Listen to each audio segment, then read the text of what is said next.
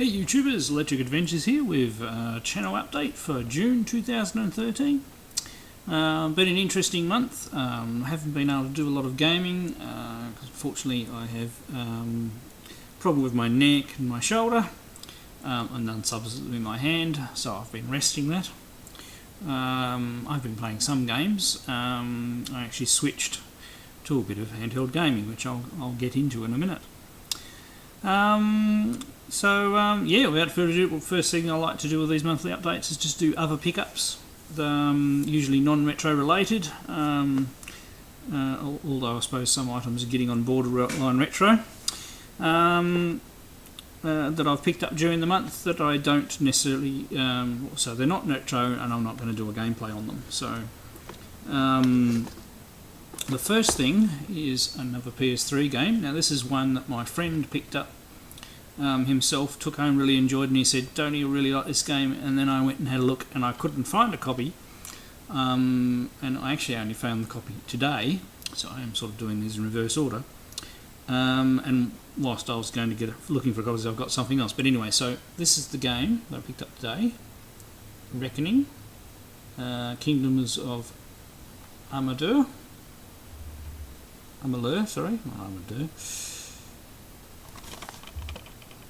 and it's a dungeon crawler adventure type game. Led to believe it's got quite good graphics and everything like that, so willing to give that a go and try it out. Time is obviously the thing. I was actually looking for it on the Xbox because I've got the Xbox set up in a different room, not on a TV that the family normally watch, and I probably would have been able to play it more. So this one, obviously I need access to the PS3. Just depends on what the kids are doing, whether I get that. Also there've been a few end of financial year specials, so I've picked up a few PSP games. So I suppose that's getting on the fringe of... it's not really retro, it's not old enough, is it? No, it's just last generation. So I found Killzone Liberation. I thought that might be interesting to have a go at. It's all complete. I haven't tried that one yet. And also got a copy of, and these were like under $10 each. So next one was From Russia with Love, 007. I'm actually playing this one right now, as you'll note by the disc being absent because it's inside, so there's just a little mark on the manual there. That was the cheapest of them all. I got a copy of Gran Turismo because I haven't actually played that on the PSP, and also realised although I've played it on the PS3, I don't own a copy, so I'm actually hunting down a copy of Gran Turismo for the PS3 at the moment because I wouldn't mind playing it, and I've actually been playing that, also noted by the disc being absent, I mean it's a platinum copy, that doesn't matter, but it plays quite well, and I've already played a few circuits and upgraded got a new car, but haven't got much further than that. But it's a thing, I've actually gotten back into portable gaming lately. It's probably the circumstances, time of year, being a bit cold out here, not easy to game. And now another one I picked up at our local collector's store, so I used, they'd sold some more of my items.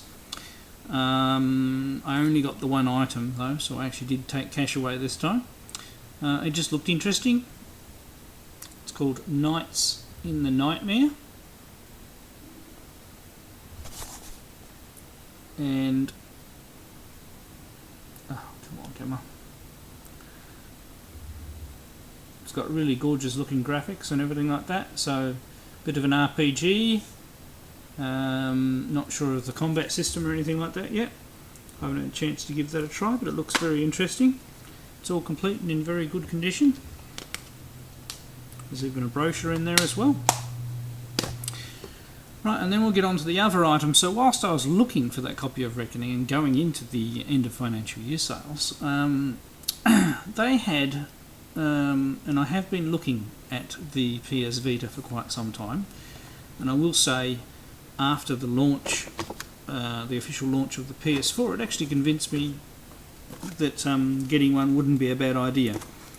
But they've always been a bit expensive, and I've lamented over the fact. But what they had is obviously the the 3G models are selling less than the just the Wi-Fi models. So they had a bundle deal where you could get the Wi-Fi model for $100 less than buying the 3G model for $100 less than the Wi-Fi model with a free game. So here's the box, and as you can see, there's also another free download of Wipeout 2048 if you activate the Vodafone card in it, but I'm actually not going to activate the 3G card, and there's no real reason to for that game, which I'll explain, because also it's actually a reasonably new product that's been released. You buy this 8 gig memory card and it comes with 10 free games. Now also the free game that came with that was either Little Big Planet or PlayStation All-Stars Battle Royale. Now I would have got Little Big Planet because this game doesn't necessarily interest me. I mean, I may like it when I played it. I haven't actually played it at all yet, but I will give it a go. But this memory card comes with 10 free downloadable games, and one of them's Little Big Planet. It also, if this will focus, it also comes with Wipeout 2048, which I have downloaded. It's got Dirt, and the Dirt one is actually a download code for your PS3 as well. So you can download Dirt on your PS3, and you can do the resume and play on Vita function. So basically, you've been playing Dirt on the PS3, get interrupted, and go and play on the Vita. And some other really good games that I'm looking forward to trying out there. Now I haven't downloaded them all. I think I've downloaded Little Big Planet, but I haven't played it yet. I've played a few rounds of Wipeout like that, and I've got Dirt there ready to play. So, and an 8 gig card. So obviously not the biggest card in the world, but it'll do for a start. So that was quite good. And you see, that's another one of the reasons why I wanted the Vita and has made me more interested in the PS4 is that resume and play thing, because it suits my lifestyle, because I don't necessarily get access to the family TV that's got the PS3 on it. Even though I've got 2 rooms and 2 family TVs, we have 4 kids, a wife, and obviously myself, and yes, gaining access to the screens is more of my problem. So that will allow me to be playing a game, get interrupted, and resume it on it as well, which is actually a feature of the Wii U that I was hoping more of the games would take advantage of. But actually none of the games we have so far support that. But we'll, hopefully get some more down the track. That's actually why I am seriously considering and looking at getting the Super Mario Bros. Wii U version. Only reason I haven't is we have the Wii version and I haven't finished it, so it seems a bit of a waste, and the versions are too similar. Now, of course, another one of the driving reasons why I wanted a PS Vita was that it had an Uncharted game that I hadn't played. And here it is, Uncharted Golden Abyss, and that is the game that I am playing right now on the Vita. And it's very good so far. I mean, a little bit more linear on the rails storyline. Oh, by the way, I haven't actually showed you the Vita. So I got the Vita. I bought an accessory pack as well.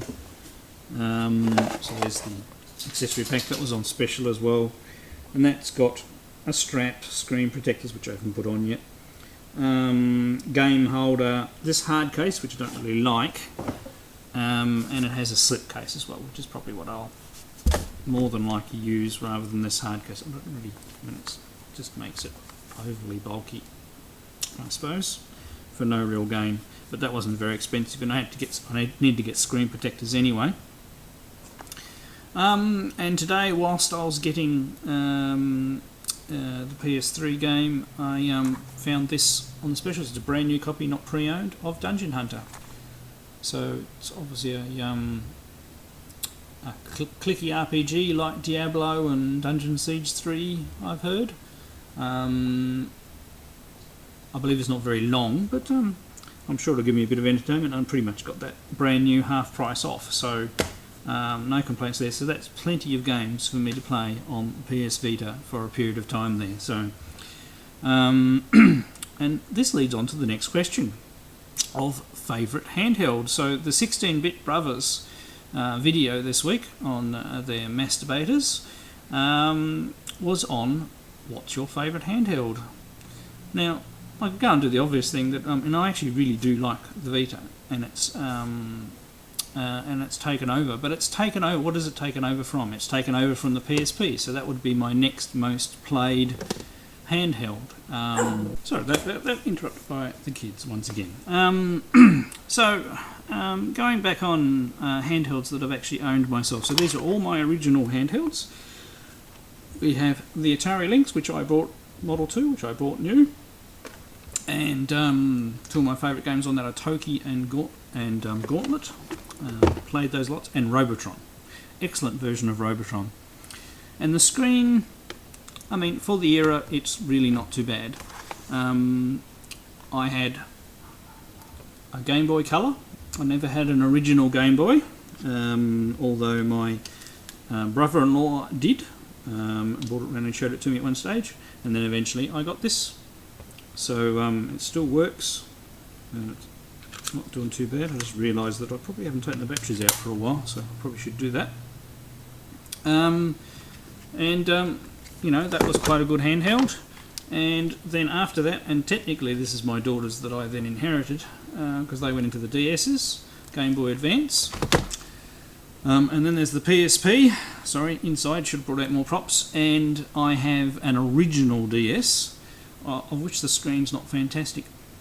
And that's my problem with a lot of these handhelds, is the screens are not fantastic, and some of the battery's life isn't good. I mean, this is a great handheld, but it's totally tethered to its power supply. So although I like the games on that, and would choose that, I think I'm going to have to go, for the time being, and the Vita is winning me round, with the PSP. The PSP has quite a large range of games. It's easy to, with a Pandora battery, crack the PSP, and then it makes a very good emulation machine. I also do have a Neo Geo X, and I agree with all the comments the guys were saying about the Neo Geo X. It's actually a really nice handheld with the lovely clicky little joystick. It's only disappointing when hooked up to the TV about signal quality and the lag in the controller, which I believe they have addressed a little bit. If you go and buy one of the new games, either the single smaller packs or the mega pack, you actually get an upgrade to the firmware in the Neo Geo X. I may get that at some stage because I do like it as a handheld. So for the time being, the PSP is it. The Vita is rapidly making inroads into my preferences there, because I absolutely love the screen. The screen is just so vibrant and gorgeous and large, and you know, it allows me to play modern games, because I do like modern games, even though obviously, you know, like retro games as well. But my thing with modern games is I don't get time to play them. So the Vita is, you know, a way to be able to play PS3 level games on my own little personal screen, and at an appropriate time that suits myself. And it'll actually, you know, work for a reasonable amount of time on batteries. Now, these other ones were good, and probably out of all these other ones, the next most played probably would have been this Game Boy Color, followed by the Lynx.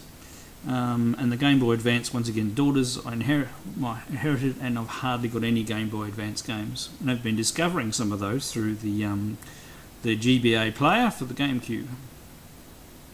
Now, on to the next part. Now, I need some more props that are just over here. Right, it is July, and something that I've been waiting for quite a period of time is only just under 3 weeks away, and that is PAX Aus. And I have my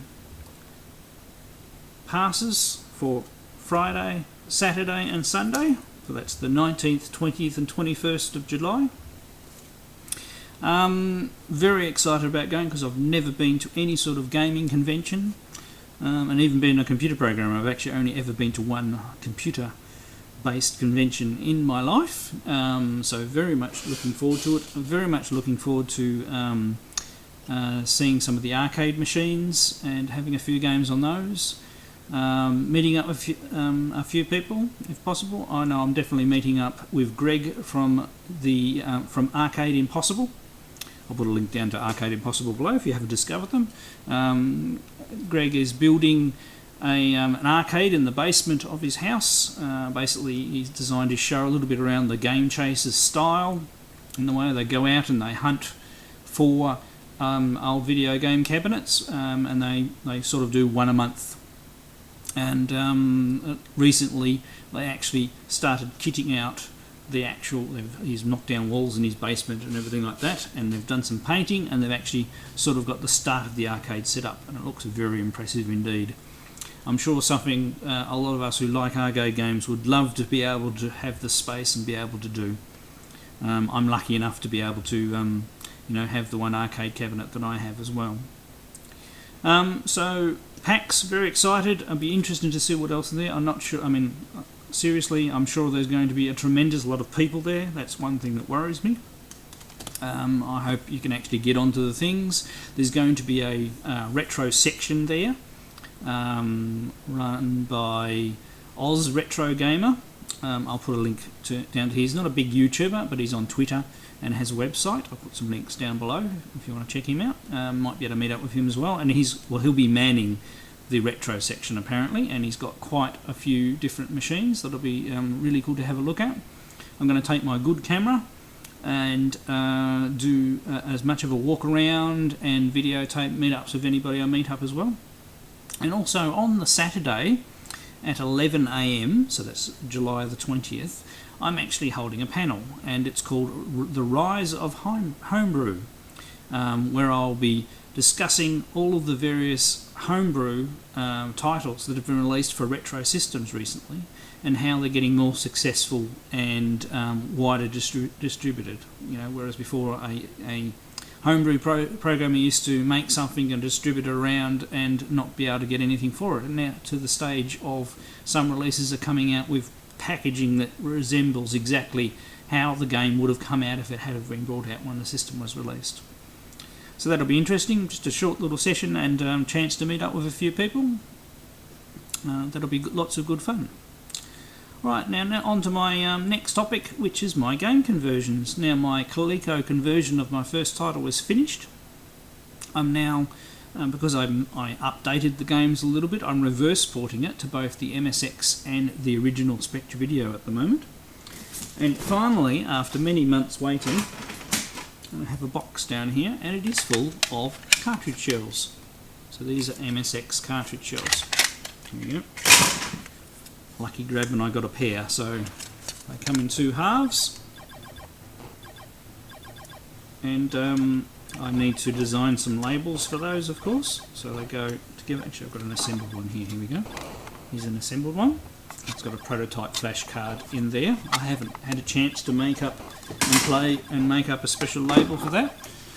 Now for the Coleco, I've made a sample label just using ordinary paper. I've got to go and get some special paper. This is what an Electric Adventures prototype cartridge will look like, not the official releases. The official releases will be in full-size Coleco cartridges, but there will be a very, very limited number of these red ones. As I've stated in the past, all my prototypes for the Coleco will be in these special red cartridges.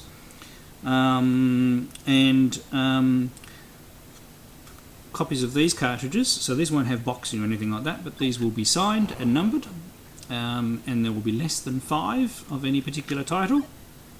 I have 2 beta testers, and they're each getting a copy of this sent to them for their help with the beta testing, and then another one I may consider giving away as a prize at a future subscription level.